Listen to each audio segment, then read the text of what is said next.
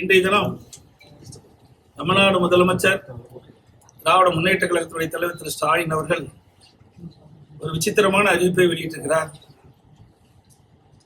ஏற்கனவே குடும்ப தலைவிகள் உரிமை தொகை பெற்று வந்து கொண்டிருக்கின்றவர்களுக்கு பிப்ரவரி மாதம், மார்ச் மாதம், ஏப்ரல் மாதம் 3 மாதத்திற்கு முன்பணமாக 3000 ரூபாய் வழங்கப்படும் என்றும், மேலும் அவர்களுக்கு கோடைகால தொகுப்பு கோடைகால சிறப்பு தொகுப்பு 2000 ரூபாய் வழங்கப்படும் என்ற ஒரு அறிவிப்பை வெளியிட்டிருக்கின்றார். மொத்தம் 5000 ரூபாய் அவர்களுக்கு வழங்கப்படும் என்ற அறிவிப்பை அறிவித்து இன்றைய தினமே அது வழங்கப்பட்டதாக செய்தி வந்துள்ளன. அதில் சில காரணங்களை அவர் தெரிவித்திருக்கின்றார், எதற்காக நாங்கள் வழங்குகின்றோம் என்று. அதுல எங்களையும் மத்திய அரசையும் குறிப்பிட்டு சொல்லியிருக்கிறார். தேர்தல் சட்டமன்ற தேர்தல் வருகின்ற காரணத்தினால் இந்த சட்டமன்ற தேர்தலை காரணம் காட்டி இந்த உரிமை தொகையை நிறுத்தி விடுவார்கள் என்றும் குறிப்பிட்டிருக்கின்றார். இது வடிகட்டிய பொய். ஏற்கனவே 2024 ஆண்டு நாடாளுமன்ற தேர்தல் நடந்தது. அந்த நாடாளுமன்ற தேர்தலில் உரிமை தொகை பெற்று வந்த குடும்ப தலைவர்கள் அனைவருக்குமே அந்த உரிமை தொகை வழங்கப்பட்டது. தேர்தல் நேரத்திலே, நாடாளுமன்ற தேர்தல் நேரத்தில். அப்படி இருக்கின்ற பொழுது எப்படி இதை நிறுத்த முடியும்? இரண்டாவது, ஒரு அரசு கொண்டு வந்த திட்டம் தொடர்ந்து செயல்பட்டுக் கொண்டிருக்கின்ற பொழுது ஆன்கோயிங் ஸ்கீம், அதை எப்பொழுதுமே தேர்தல் நேரத்தில் நிறுத்துவது கிடையாது. அந்த அடிப்படையில் தான் 2024 ஆண்டு நடைபெற்ற நாடாளுமன்ற தேர்தலிலும் அவளுக்கு வழங்கப்பட்டு வந்த உரிமை தொகை குடும்ப தலைவிக்கு தொடர்ந்து வழங்கப்பட்டது. ஆனால் திரு ஸ்டாலின் அவர்கள் தேர்தல் தோல்வியின் பயமாக தேர்தலிலே நடைபெறுகின்ற சட்டமன்ற பொதுத் தேர்தலிலே தோற்று விடுவோம் என்ற காரணத்தினால் இந்த அறிவிப்பை வெளியிட்டிருக்கின்றார். அதுவும் குடும்ப தலைவிக்கு பிப்ரவரி மாதம் தானாக கிடைக்கும், மார்ச் மாதம் கிடைக்கும், ஏப்ரல் மாதம் கிடைக்கும். இருந்தாலும் இந்த 3 மாத தொகையும் முன்பணமாக கொடுத்து அதோட கோடைகால சிறப்பு தொகுப்பு ஒன்று கொடுத்து அவருடைய வாக்குகளை பெறுவதற்காக இப்படிப்பட்ட ஒரு நாடகத்தை அரங்கேற்றுகின்றார். இன்னைக்கு திராவிட முன்னேற்ற கழகம் மக்களுடைய செல்வாக்கு இழந்து விட்டது. நடைபெற்ற சட்டமன்ற தேர்தலிலே தோற்றுவிடுவோம் என்ற அச்சத்தின் காரணமாகத்தான் இன்றைய தினம் இந்த அறிவிப்பை இன்றைய முதலமைச்சர் அவர்கள் வெளியிட்டிருக்கின்றார். இன்னொன்று, கோடைகால சிறப்பு தொகுப்பு என்று அறிவித்திருக்கின்றார். இதற்கு முந்தி 2022 ஆண்டு கோடைகாலம் வந்தது, 23 ஆண்டும் கோடைகாலம் வந்தது, 24 ஆண்டும் கோடைகாலம் வந்தது, 25 ஆண்டும் கோடைகாலம் வந்தது. ஆனா தேர்தல் நடக்கின்ற இந்த 26 ஆண்டு மட்டும் கோடைகாலம் எப்படி கண்ணுக்கு தெரிகிறது இன்றைய முதலமைச்சர் ஸ்டாலின் அவர்கள்? இதிலிருந்து நாம் புரிந்து கொள்ள வேண்டும். இது முழுக்க முழுக்க தேர்தலை மையமாக கொண்டு அறிவிக்கப்பட்ட அறிவிப்பு. அந்த உரிமை தொகை பெறுகின்ற குடும்ப தலைவிகள் படுகின்ற கஷ்டத்தை பார்த்து கொடுக்கவில்லை. ஸ்டாலின் சட்டமன்ற தேர்தலிலே தோற்றுவிடுவோம் என்று அஞ்சித்தான் இந்த தொகையை இந்த மக்களுக்கு கொடுக்கின்றார், அவருடைய வாக்குகளை பெறுவதற்காக. ஏற்கனவே நாங்க இந்த உரிமை தொகை சில காரணங்களை சொல்லியிருக்கின்றார். இந்த 3 மாதம் உரிமை தொகை கிடைக்கவில்லை என்றால் அந்த குடும்பத்தை சார்ந்தவர்கள் பல்வேறு கஷ்டத்திற்கு ஆளாக்கப்பட்டுள்ளார் என்று சொல்லியிருக்கிறார். 2021 சட்டமன்ற பொதுத் தேர்தலின் போது திரு ஸ்டாலின் அவர்கள் திமுக கட்சியின் சார்பாக தேர்தல் அறிக்கை வெளியிட்டார். அப்பொழுது திராவிட முன்னேற்ற கழகம் ஆட்சி பொறுப்பேற்றவுடன் குடும்ப தலைவர்களுக்கு மாதந்தோறும் 1000 ரூபாய் உரிமை தொகை வழங்கப்படும் என்ற அறிவிப்பை வெளியிட்டார். ஆனால் 27 மாத காலம் அந்த குடும்ப தலைவிக்கு உரிமை தொகை வழங்கப்படவில்லை. இதை நான் பிரதான எதிர்க்கட்சி தலைவர் என்ற முறையிலும் எங்களுடைய சட்டமன்ற உறுப்பினர்களும் தொடர்ந்து சட்டமன்றத்திலே அழுத்தம் கொடுத்தோம். தேர்தல் நேரத்திலே கவர்ச்சிகரமான அறிவிப்பை வெளியிட்டு விட்டு அந்த அறிவிப்பை நிறைவேற்றப்படவில்லை. அந்த அறிவிப்பின் காரணமாகத்தான் அதை நம்பி குடும்ப தலைவர்கள் வாக்களித்திருக்கிறார்கள். அந்த குடும்ப தலைவருடைய உறுப்பினர்கள் வாக்களித்த காரணத்தினால் நீங்கள் ஆட்சிக்கு வந்திருக்கின்றீர்கள். ஆட்சிக்கு வந்த பிறகு 27 மாதம் தொடர்ந்து நாங்கள் வலியுறுத்தி கொண்டே இருந்தோம். இந்த உரிமை தொகை வழங்கப்பட வேண்டும், கொடுக்கப்பட்ட வாக்குறுதியை நிறைவேற்ற வேண்டும், அந்த ஏழை குடும்பத்தை சேர்ந்த குடும்ப தலைவை ஏமாற்றக்கூடாது அப்படி என்று தொடர்ந்து சட்டமன்றத்தில் வலியுறுத்தி வந்தோம். அதிமுக பொதுக்கூட்டத்திலும் வலியுறுத்தி வந்தோம். தொலைக்காட்சியில் பேட்டி கொடுக்கின்ற பொழுதும் வலியுறுத்தி வந்தோம். நான் அறிக்கை விடுகின்ற பொழுதும் இதை வலியுறுத்தி சொன்னேன். பிறகு 27 மாதம் காலத்தில் 28ஆம் மாதம் தான் இந்த உரிமை தொகை கொடுத்தாங்க. அப்பொழுதெல்லாம் இந்த பெண்கள் பாதிக்கப்பட மாட்டாங்களா? இப்ப கொடுக்கின்ற காரணம், ஸ்டாலின் சொன்ன காரணம், பிப்ரவரி மாதம், மார்ச் மாதம், ஏப்ரல் மாதத்திலே நாங்கள் எதற்காக கொடுக்கணும் என்று சொன்னாரே, அந்த காரணம் 27 மாதம் இந்த உரிமை தொகை பெறுகின்ற குடும்ப தலைவிகள் பாதிக்கப்பட்டிருக்க மாட்டாங்களா? ஆக வேண்டுமென்றே திட்டமிட்டு தேர்தலை மையமாக கொண்டு அந்த பெண்ணுடைய குடும்பத்துடைய வாக்குகளை பெற என்பதற்காக இந்த அறிவிப்பை வெளியிட்டிருக்கின்றார். அதோடு மட்டுமல்ல, இன்றைய தினம் அனைத்து குடும்ப அட்டைக்கும் அனைத்து குடும்ப தலைவிக்கும் மாதந்தோறும் 1000 ரூபாய் கொடுப்பா சொன்னாங்க குடும்பத்துக்கு. ஆனா 1,31,31,00,000 இருக்கின்றன. மற்றவர்களை ஏமாற்றி வாக்குகளை பெற்று ஆட்சிக்கு வந்த பிறகு அதையும் நிறைவேற்றல. அண்மையில 2 மாதத்துக்கு முன்பு விதிகளை தளர்த்தி மேலும் 20 லட்சம் பேர்களுக்கு மாதந்தோறும் குடும்ப தலைவிக்கு 1000 ரூபாய் கொடுப்பதை அறிவிச்சு இப்ப 2 மாசம் கொடுத்துட்டு இருக்காங்க. ஏற்கனவே 28 மாசம் கிடைக்கல. ஒரு ஆண்டுனா அந்த 5 ஆண்டுனா 32 மாசம் தான் கிடைக்கும். இப்போ கிட்டத்தட்ட இந்த 2 மாதம் சொன்னா இன்னொரு 3 மாதம் இருக்குது. 5 மாதம் பார்க்கும்போது 5 மாதம் தான் கிடைக்குது. 55 மாசம் அவங்களுக்கு கிடைக்கல. இப்பொழுது அறிவிக்கப்பட்ட 20 லட்சம் பேருக்கும் 55 மாதம் அவருடைய உரிமை தொகை கொடுக்க முடியல. அப்பெல்லாம் அந்த மக்கள் பாதிக்கலையா? ஸ்டாலின் அவர்களே பொய் சொன்னாலும் பொருந்துற மாதிரி சொல்லுங்க, மக்கள் நம்புற மாதிரி சொல்லுங்க. இதுதான். அதோட லேப்டாப் நாங்க தொடர்ந்து வலியுறுத்தி வந்தோம்.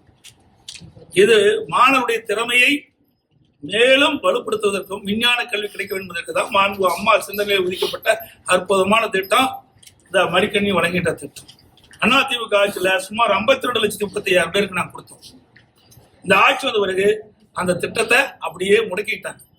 இப்பொழுது இளைஞருடைய வாக்குகள் தேவை. ஸ்டாலினுக்கு தோல்வி பயம் வந்துட்டது. அதனால அவசரமாக கல்லூரி மாணவர்களுக்கு இப்போ இந்த லேப்டாப் கொடுக்குறாங்க. அதுவும் எப்ப கொடுக்குறாங்க?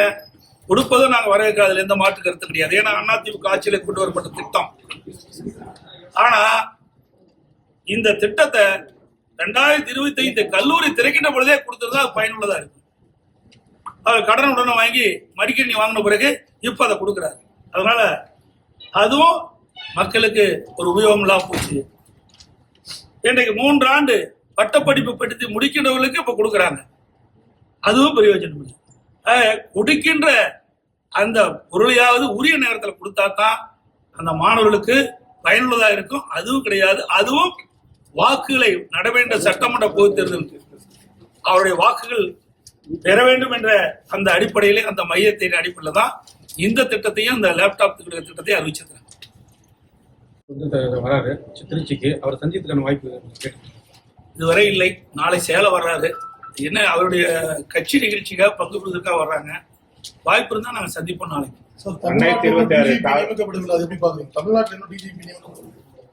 ஏற்கனவே பலமுறை சொல்லிட்டேன். இந்த ஆட்சி நாட்டு மக்களை பற்றி கவலைப்படுவது கிடையாது, வீட்டு மக்களை பற்றி தான் கவலைப்பட்டு ஒரே ஆட்சி திமுக ஆட்சி.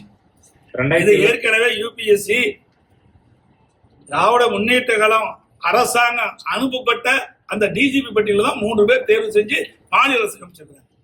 அதுல ஒருவரை நிரந்தர சட்ட ஒழுங்கு டிஜிபி நியமிக்கணும். இது வரைக்கும் நியமிக்கணும்.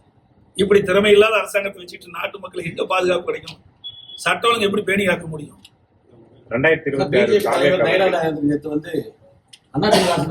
சொல்லிட்டாரு. அது அமித்ஷா சொல்லுவாங்க. எங்க ஏற்கனவே தான் சொல்லிட்டாரு. இன்னும் எத்தனை தடவை தான் கேட்பீங்க? தெளிவா சொல்லிட்டாரு. இன்னும் நீங்க எல்லாம் பத்திரிகையில் தான் வச்சிருக்கீங்க, ஊடக நண்பர்கள். முதல்ல ஐடிசி சோழா ஹோட்டல்ல முதல் பேட்டி கொடுத்தார். இந்த பேட்டி பார்த்தீங்களா இல்லையா? பார்த்தீங்களா இல்லையா? ஆனால் என்ன சொன்னாரு? அனைத்து இந்திய அண்ணா திராவிடம் தேசிய ஜனநாயக கூட்டணி அமைச்சிருக்குது. இந்த கூட்டணிக்கு அதிமுக தான் தலைமை தாரணும், அதிமுக தான் ஆட்சி அமைக்கும். எங்களுடைய கூட்டணி முதலமைச்சர் வேட்பாளர் இபிஎஸ் தெளிவாக சொல்லியாச்சு. இதுக்கு மேல எத்தனை தடவை தான் திருப்பி இதே கேள்வி கேட்கறீங்க? தயவு செய்து இதெல்லாம் ஏற்கனவே முடிந்தது. 4-5 மாதத்துக்கு முன்பாகவே இதற்கு உண்டான பதில் கொடுக்கப்பட்டு விட்டது. இன்னும் சில கட்சிகள் வரும். சொல்ல முடியாது எந்த கட்சி எங்க இருக்குன்னு தேர்தல் அறிவிப்பு வெளியான பிறகுதான் சொல்ல முடியும். எங்க கூட்டணியில இன்னும் சில கட்சிகள் வருவதற்கு வாய்ப்பு உள்ளது. தேமுதிக நிலைமை இன்னும் சில கட்சிகள் வருவதற்கு வாய்ப்பு உள்ளது. சேலம் சென்ற விஜய் வந்து திருப்பத்தூர் போறாரு சார். தமிழக முதல்வர் வந்து நாளைக்கு திருப்பத்தூர் போறாரு. இந்த நிலையில வந்து ஏற்கனவே நம்ம கட்சியில் இருந்த தொழில் நலத்துறை அமைச்சர் வந்து அந்த கட்சியில போய் சேரதா ஒரு பரவல் இருக்குது. இதை பத்தி உங்களுக்கு ஏற்கனவே கட்சிக்கு போய்த்தானே வந்தாரு. ஏற்கனவே அதிமுக இருந்து திமுக போயிட்டு தானே பாடிங்க வந்தாரு. இல்லைங்க, தொழில் நலத்துறை அமைச்சர் சார் ஏற்கனவே அந்த அம்மா திமுக போயிட்டு தாங்க மறுபடியும் அதிமுக வந்தாங்க. அதனால மீண்டும் திமுக போறதுல ஒண்ணும் புதுசா ஒண்ணும் கிடையாது. அதனால அதிமுக எந்த பாதிப்பு இல்லை. தமிழகத்துல தொடர்ந்து கனிம வளங்கள் கொள்ளை போய் உள்ள போது கேட்கறீங்களா? எனக்கு அதால சொல்லிட்டேன். கோடை காலம் இப்பதான் வந்ததா? 22ஆம் ஆண்டு வந்தது, 23ஆம் ஆண்டு வந்தது, 24ஆம் ஆண்டு வந்தது, 25ஆம் ஆண்டு வந்தது. இந்த ஆட்சி வந்த பிறகு 4 கோடை காலம் வந்து இப்ப 5வது கோடை காலம். இந்த கோடை காலம் தேர்தலை நோக்கி இருக்கின்ற கோடை. அதனாலதான் இந்த காலத்தை சொல்லி அவளது அறிவிப்பு விட்டுருக்காங்க. பாராளுமன்றத்தில் பெண் காங்கிரஸ் எம்பிகள் நடந்து கொண்ட விதத்தை பற்றி சார் அது வந்து முழுமையா எனக்கு தெரியாது. படத்தை பார்த்தா நான் பார்க்க அங்க நடந்த நிகழ்வு என்னன்னு தெரியாது. ஆனா அப்படிப்பட்ட ஒரு சம்பவம் நடந்தது அது தவறு. ஒரு நாட்டுடைய பிரைம் மினிஸ்டர், இந்த நாட்டை காக்கக்கூடியவர், அவர் சொல்லுகின்ற பதில் அனைத்து கிட்டத்தட்ட 140 கோடி மக்களை எதிர்பார்த்துட்டு இருக்கிறார். அதை போய் முடக்குவது எந்த விதத்துல சரியாது. அவருடைய சுயநலத்திற்காக அவர் சொல்லுகின்ற கருத்து இன்றைக்கு அவையிலே பதிவு செய்யாத காரணத்தினால ஊடகத்திலையும் பத்திரிகையிலும் வெளியில் வரல. நாட்டு மக்களுக்கு என்ன அவர் பதில் சொல்வார் என்று எதிர்பார்த்துட்டு இருந்தாங்க. அதை இவர்களால் கெடுக்கப்பட்டு நீங்க வந்து சரியான முறையில ஒளிபரப்பு செஞ்சு சரியான முறையில செய்தி வெளியிட்டீங்களா? இப்படிப்பட்டவர்கள்லாம் அடங்கி இருப்பாங்க. இவர்கள் வந்து ஊடகம் பத்திரிகையும் இவர்களை ரிஜெக்ட் பண்றாங்க. இவர்கள் ஏதோ ஒரு சர்வாதிகார ஆட்சி நடத்துற மாதிரி நினைச்சிட்டு இருக்கிறாங்க. அதனாலதான் இப்படிப்பட்ட நிகழ்வு நடக்குது. உண்மை செய்தி வெளியிடுங்க. நாங்க ஆளுங்கட்சியா இருக்கும்போது எங்களை பத்தி தான் விமர்சனம் பண்ணீங்க. எதிர்கட்சியா இருக்கும் போதும் ஊடக நண்பர்களும் பத்திரிகை எங்களை பற்றி தான் விமர்சனம் செய்யறீங்க. விமர்சனம் செய்யுங்க. நாங்க அதெல்லாம் கவலைப்படுறதே கிடையாது. எங்களை பொறுத்த வரைக்கும் எங்களுடைய தலைவர்கள் காட்டிய வழியில் நாங்க சென்றுட்டு இருக்கிறோம். ஆனா திமுக அப்படிப்பட்ட கட்சி அல்ல. முதல் ஊடக பத்திரிகை புரிஞ்சுக்கங்க. தவறு இருந்தா தவற உடனே சுட்டி காட்ட வேணும். நேற்றைய தினம் நேற்றைய முன்தினம் நேற்று தினம் நினைக்கிறேன் எங்களுடைய முன்னாள் அமைச்சர் எனக்கு நேரடியா களத்துல போய் கனிம வள கொள்ளைய பாக்குற எல்லா ஊடகத்திலும் திருப்பி காட்டுங்க. அப்பதானே அவர்கள் பயப்படுவாங்க. செய்கின்ற ஊழல் மக்களுக்கு தெரிவிக்க வேணும். அந்த கடமை ஊடகத்துக்கு பத்திரிகை இருக்குது. அப்படி காட்டுகின்ற பொழுதுதான் அவர்கள் பயப்படுவாங்க. இல்லை என்றால் அதில் அடிக்கின்ற கொள்ளையை வைத்து அதில் செய்கின்ற ஊழல் மூலமாக வருகின்ற பணத்தை வைத்து இன்றைக்கு இப்படி அடக்குமுறைகள்லாம் இன்னைக்கு செஞ்சிட்டு இருக்கிறாங்க. பத்திரிகையாளர் அடிக்கிறது, போய் பத்திரிகையாளர் படம் பிடிக்க போனா ஒரு கேமரா பிடிக்கிறது, கேமரா உடைக்கிறது, பத்திரிகையாளர் தாக்குவது, இதெல்லாம் என்ன காரணம்? ஆக இவர்கள் சுதந்திரமாக கொள்ளையடித்துக் கொண்டிருக்கின்ற காரணத்தினால அவரை தடுக்க போனா இப்படிப்பட்ட நிகழ்வு நடக்கும். இதற்கு நீங்க ஊடகங்களும் பத்திரிகைகளும் அவ்வப்போது திமுகவில் நடைபெறுகின்ற இந்த முறைகேடுகளை படம் பிடித்து மக்களுக்கு காட்டினால் உங்களுக்கு மக்கள் பக்கபலமாக இருப்பாங்க. நாங்களும் பக்கபலமாக இருப்போம். நேற்றைய தினம் உங்களுக்கு பார்த்துருக்கீங்க. 2 நாளைக்கு முந்தைய எங்களுடைய கரூர் மாவட்ட செயலர் விஜயபாஸ்கர் அவர்கள் நேரடியா அந்த கனிம வள கொள்ளை நடக்கின்ற இடத்துக்கே போய் அங்க இருக்க கிட்டாச்சி மேலே ஏறி போட்டோ எடுத்து அங்க இருக்கின்ற காவல்துறை அதிகாரிகளை வரவழைச்சு 5 ரீச்சில் நடக்குது. ஒரு நாளைக்கு ஒரு ரீச்சில் 600 லோடு மணல், 3000 லோடு மணல் தொடர்ந்து போயிட்டு எந்த அதிகாரிகளையும் கண்டுகொள்ளவில்லை. மாவட்ட ஆட்சியாகட்டும் அல்லது காவல்துறை கண்காணிப்பாளராகட்டும் அந்த பகுதியில் இருக்கின்ற வருவாய்த்துறை அதிகாரி காவல்துறையில் கண்டுபிடிக்க பார்க்கறதே கிடையாது. அவர்கள் எல்லாம் அவர்களுக்கு பாதுகாப்பா இருக்கிறாங்க. அதிமுக ஆட்சி மடந்த உடனே இந்த கனிம வள கொள்ளையில யாரெல்லாம் ஈடுபட்டார்களோ அதற்கு யாரெல்லாம் துணை போன அதிகாரி இருக்கின்றார்களோ அவர் மீதுல சட்டப்படி நடவடிக்கை எடுக்கப்படும். சார் 2026 தமிழக வெற்றி கழக வருகை வந்து யாருடைய வாக்கு வங்கி வந்து குறையும் சார்? இன்னும் ஒரு தடவை கூட தேர்தலை சந்திக்கலையே. தேர்தல் சந்திச்சா தானே தெரியும். தேர்தல் சந்திக்கிறதுக்கு முந்தி யாரையும் கண்டுபிடிக்க முடியாது. இன்னைக்கு நம்ம தமிழக வாக்காளர் பெருமக்கள் வந்து விழிப்புணர்வுடைய யாருக்கு வாக்களிக்க வேண்டும் என்று நன்றாக தெரியும். எந்த ஆட்சி வந்தா நாட்டு மக்களுக்கு நன்மை கிடைக்கும் என்பதும் தெரியும். இன்னைக்கு அதிமுக 31 ஆண்டுகாலம் ஆட்சி புரிந்த கட்சி, பொன்விழா கண்ட கட்சி. இந்த கட்சியில் தான் இன்னைக்கு தமிழகம் இந்த அளவுக்கு இந்தியாவிலே உயர்ந்த நிலையில் வருவதற்கு காரணமே அதிமுக தான். இன்னைக்கு அதிமுக ஆட்சியுடைய வரலாறு நாட்டு மக்களுக்கு தெரியும்.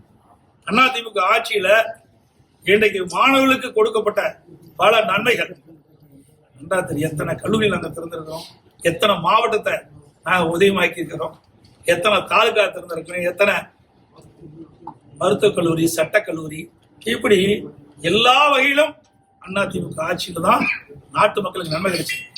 சார், சேலத்தில் சட்டமன்னு பேசிக்கிட்டார் விஜய். அம்மா வளர்த்த கட்சியும் எம்ஜிஆர் வளர்த்த கட்சியும் சரண்டர் ஆயிடுச்சு. அவருக்கு ஒரு நிகழ்வு நடந்தது, நான் சொல்லக்கூடாது, திருப்பி கேட்கறதுனால சொல்றேன். ஒரு பிரச்சனை நடந்தது, 72 நாட்கள் வீட்டு விட்டே வரல. ஏன் விஜய் வீட்டு வரலைன்னு சொல்றாங்கிறாங்க. ஒரு தலைவரானா கேட்கத்தான் செய்வாங்க, அதுக்கு பதில் சொல்லி தான் ஆகணும். நீங்க எத்தனை கேள்வி கேட்குறீங்க? திருப்பி நான் பதில் சொல்ல கூட திருப்பி கேட்குறீங்களா? ஒரு கட்சி துவங்கி விட்டா அந்த கட்சியில நிருபர்கள் கேட்கின்ற கேள்விக்கும் மக்கள் கேட்கின்ற கேள்விக்கும் பதில் சொல்வது அந்த கட்சியுடைய தலைவருடைய கடமை. ஆனா அந்த கடமை செஞ்சிருக்காரா? 15 நாள் அலுவலகத்தை மூடிட்டு போயிட்டாங்கல்ல. அப்புறம் எங்க போய் கட்சி நடத்தி மக்களுக்கு நன்மை செய்ய போறாங்க?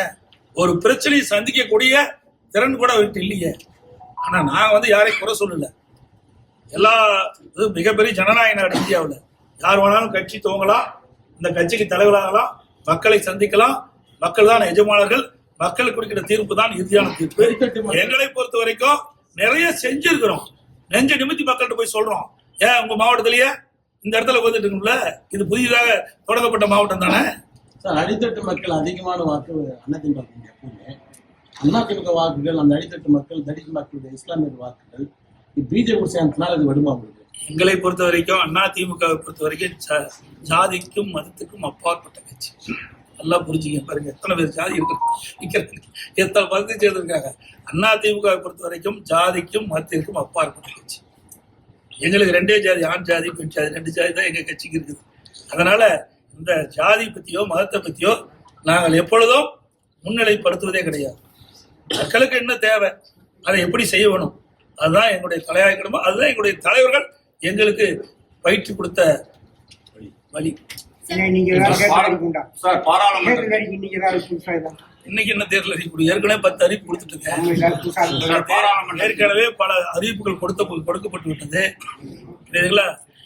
அப்போ வரும் அறிவிப்பு. ஆனா இப்பதான் ரெண்டு கட்டமா அறிவிப்பு கொடுத்துருக்கிறோம். இந்த அறிவிப்பை பார்த்து பயந்துதான் ஸ்டாலின் இப்போ ஒரு விசித்திரமான அறிவிப்பை வெளியிட்டிருக்காரு. நாங்க கொடுக்கப்பட்ட இந்த 2 கட்ட அறிவிப்புகள் அனைத்து இந்திய அண்ணா திராவிட முன்னேற்ற கழகத்தின் சார்பாக நடைபெறுகின்ற சட்டமன்ற பொதுத் தேர்தலில் அதிமுக வெற்றி பெற்று வந்தா என்னென்ன அறிவிப்புகள் நிறைவேற்றும் என்று நாங்கள் அறிவிச்சோம். அதை அறிவிப்பை பார்த்து பயந்து இப்பொழுதுதான் ஒரு விசித்திரமா ஒரு அறிவிப்பை வெளியிட்டிருக்காரு.